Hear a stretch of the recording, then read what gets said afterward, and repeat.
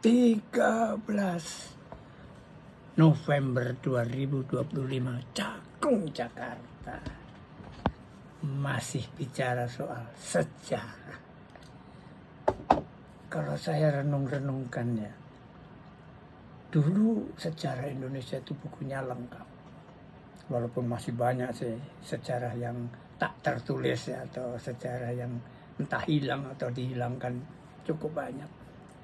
Tetapi yang paling modern sajalah, dari peristiwa 65 sampai hari ini sudah berumur 60 tahun, kita sepertinya tidak kenal sejarah bangsa kita sendiri.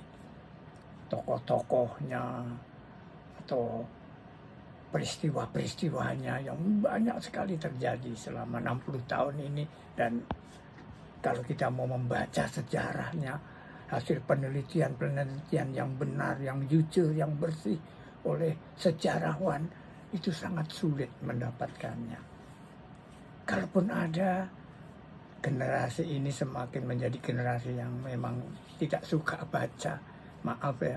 Tetapi ada juga yang masih senang atau sadar bahwa kita memiliki sebuah sejarah yang gelap, sebuah perjalanan yang kita tidak tahu.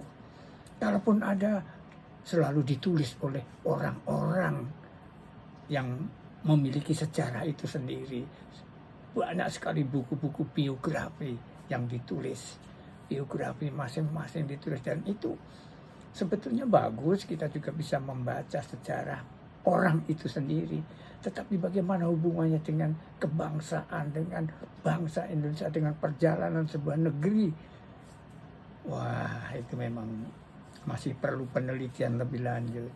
Perlu orang lain yang meneliti, yang menyimpulkan, yang kemudian menyampaikan dengan bahasa yang jelas, nyata, jujur, bersih.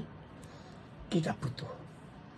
Kalau bangsa ini tidak kenal sejarahnya sendiri, waduh, bagaimana nantinya? Saya gak kebayang itu para teman-teman dari anak-anak Gen Z, anak-anak Gen Alpha, dan kemudian anak-anak mereka nantinya, bagaimana mau mengenal sejarah Indonesia dari 65 sampai 2025 inilah paling tidak. Karena di sekolah-sekolah sendiri, bahkan sampai pelajaran sejarah itu nggak disenangi, bosenin katanya, ngapain sih ini, nggak ada